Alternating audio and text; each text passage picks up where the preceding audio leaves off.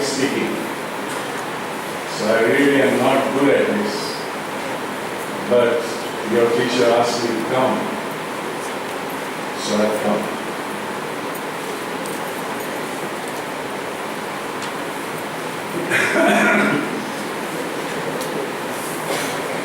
It's really great being here. I enjoyed this interview. And this lady must have been something. Do you know where I come from? Bengal? No, I am not from Bengal. My parents are from Bengal.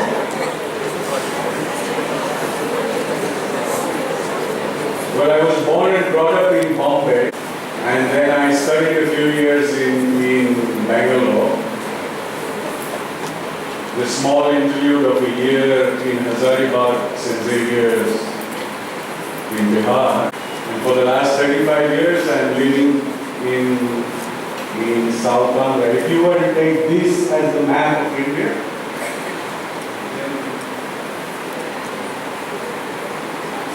somewhere there. I come from somewhere there. And I work with a small group of people. Only about 17,000 families. But this country has more than 1 billion families. No, billion population, sorry. And I work with only a small group of people.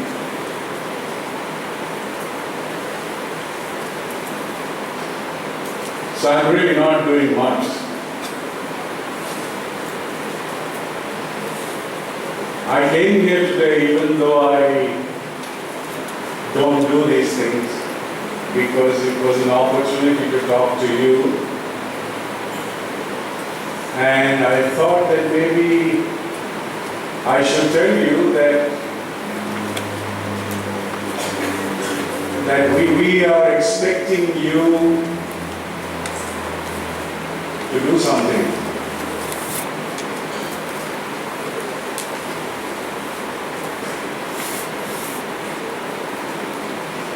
I find it difficult to, can I read this out? Most of you are from very privileged families. So am I. And the fact that you're studying in such a school, a huge privilege. Not everybody in this country has that privilege. And the fact is that people like me, your adults, your parents, your uncles, your aunts, have actually been playing with your future. The fact is that they have sold your future. That's the truth. And unless young people decide that they're going to protect their future, not much is going to change, believe me. I'll tell you a story. Would you like to hear a story or too old to hear a story? Would you like to hear a story? Okay. This is not a normal story.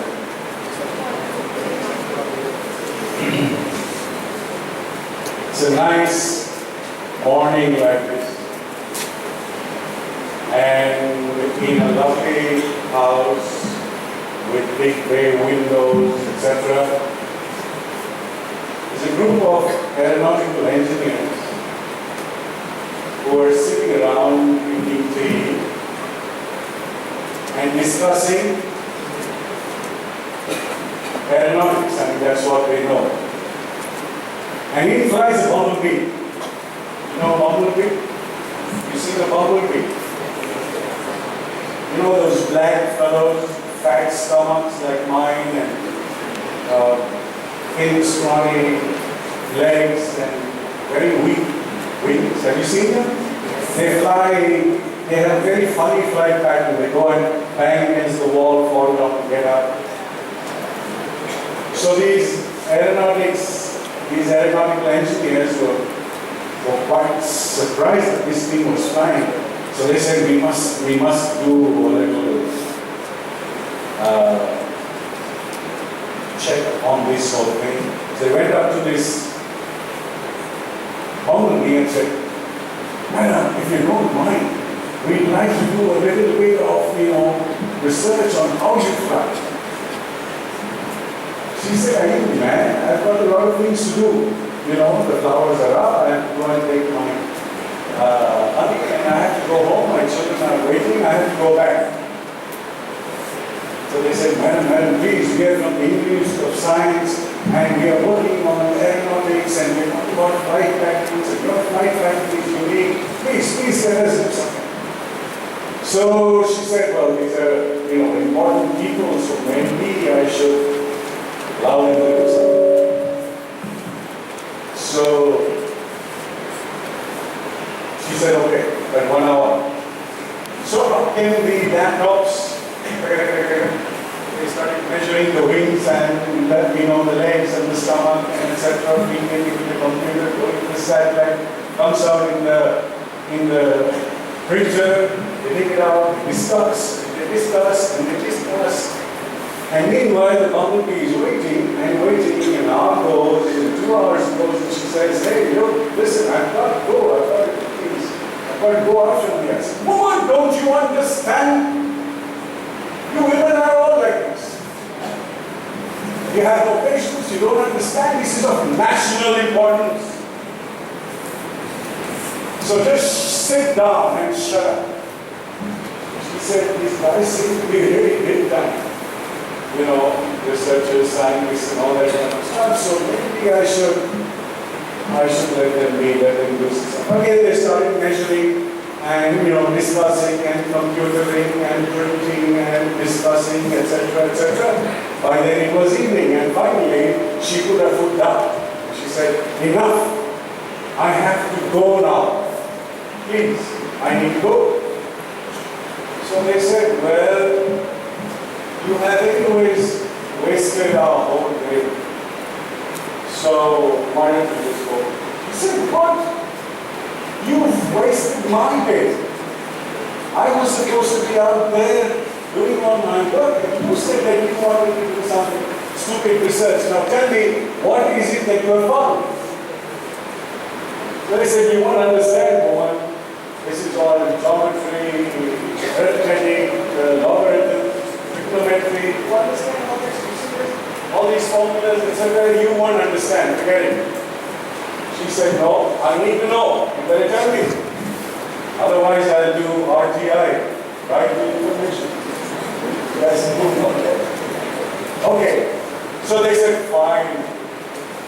I'll tell you. The fact of the matter is, you can't fly. She said, what? I can't fly. I've been flying all these years. My parents flew, my parents' parents flew, my husband flies, my children fly. What are you talking about? See, before you won't understand. You just can't fly. She said, this is just too soon. And so she said, okay, I'm going. I said, please go. And she started to fly. But she couldn't fly. That's the end of the story.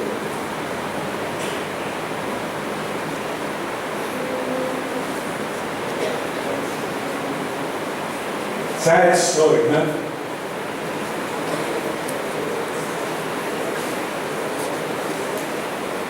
You guys don't reply?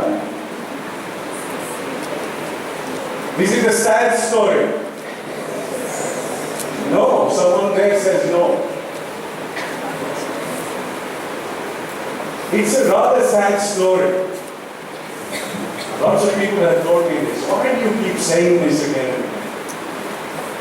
But it is a sad story. This is not your story. This is not the story of the privileged few in this country. It is the story of most of the people of this country. It is the story of this country till the last few years when we started as a country becoming one of the international powers. But that's just the story. The real fact is, we have forgotten how to fly. We have just forgotten all about our own strengths, our own capability. Most of the people out there don't believe that they can fly. It's important that we begin to start flying. And I'm sure you will start flying, all of you. Because of the school you've studied in, because of the families you come from, because of the exposure that you're getting. I just hope that you fly and take along with you others who also want to fly, but don't know how to.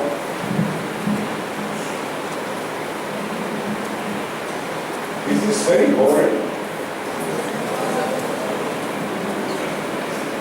You want to hear another story?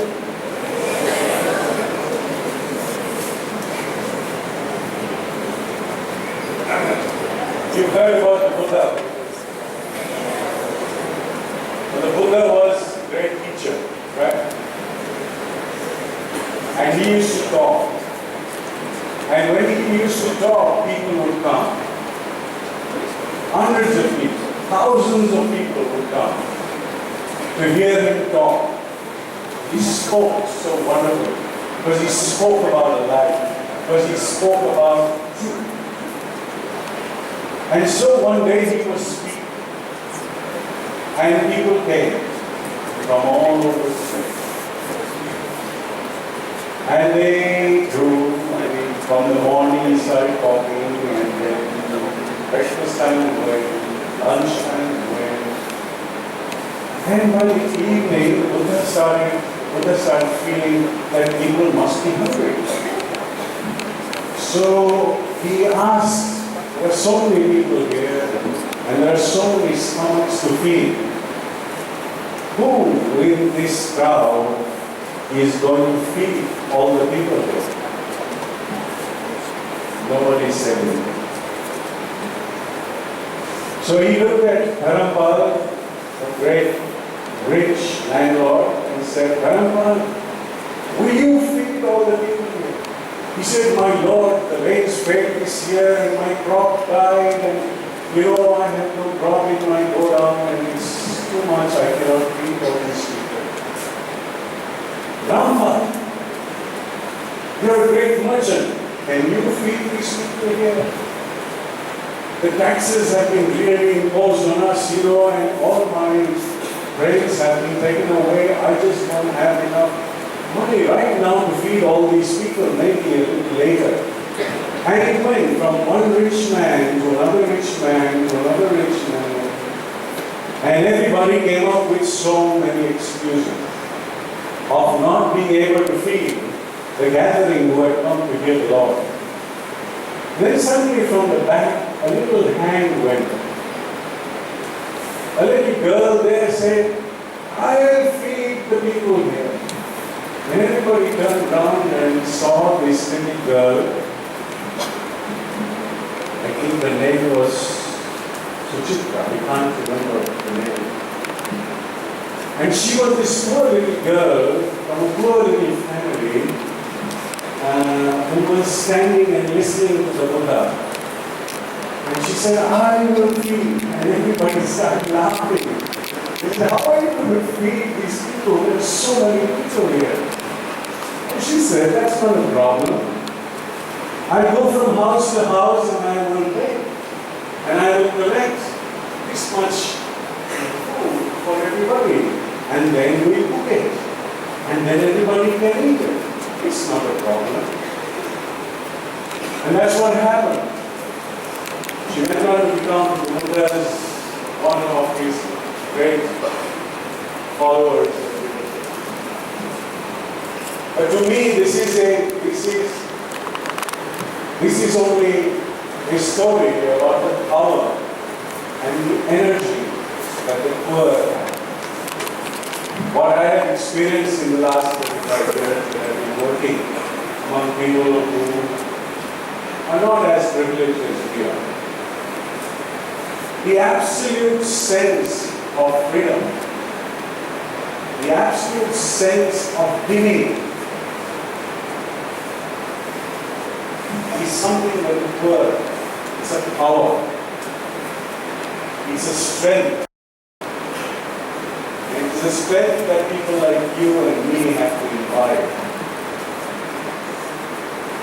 Because they are unfailing, unfaltering, ever to give. Believe me, this is the truth. They don't think twice. I used to land up in villages, I was underground sometimes. Not underground. The police were looking for me. The police were looking for me because they thought I had done all sorts of stuff which I had not done really. But they decided that I had done it. So I had to go underground, meaning I went into hiding. So when I went into hiding, I had to get food. So I would be hiding in the hills and then I would go to this village, I used to call it Dali. I lived in that village for 2 years. They built a small hut for me where I used to live. But there was this old woman who has passed away, who adopted me. Usually people like us adopt people. She adopted me and she gave me her Jati name. And one day I came back, I had gone out somewhere, and in a tribal village, in that village, whenever meat was cut, it used to be a community effort. Means they would get the whole animal and they would cut it and they would share it among everybody. So the old woman was too poor and she could not take her share. So she got a little bit from her because her sons and others were dead or whatever. Her granddaughter gave the day because there was no shade, there was no water. So we had to go about 2 kilometers to get water and walk down the hills.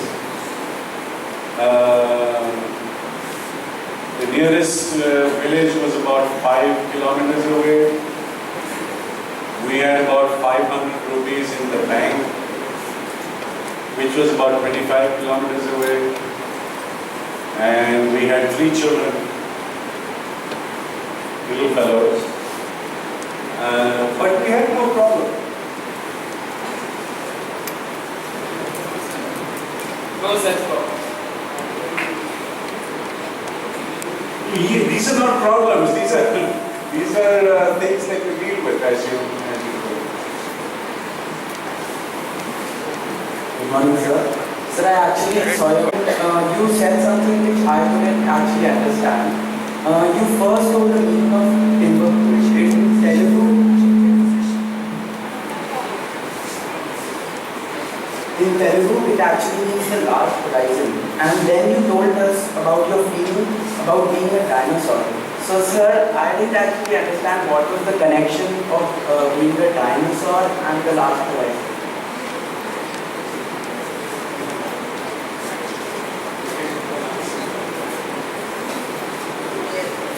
Dinosaurs. Because, in the 70s, there were many people like me who left the universities or towns or cities and went to the villages. You know that there was a political situation in the country, and there was a person called Jayaprakash Narayan, otherwise known as JP, who gave the call to university students and said, it's time for you to go to the villages and start talking to, helping and the people in the villages. So that was one of the reasons why I went, and that's why hundreds of young people went to the villages. and they formed the Chhatra Yuva Vahini.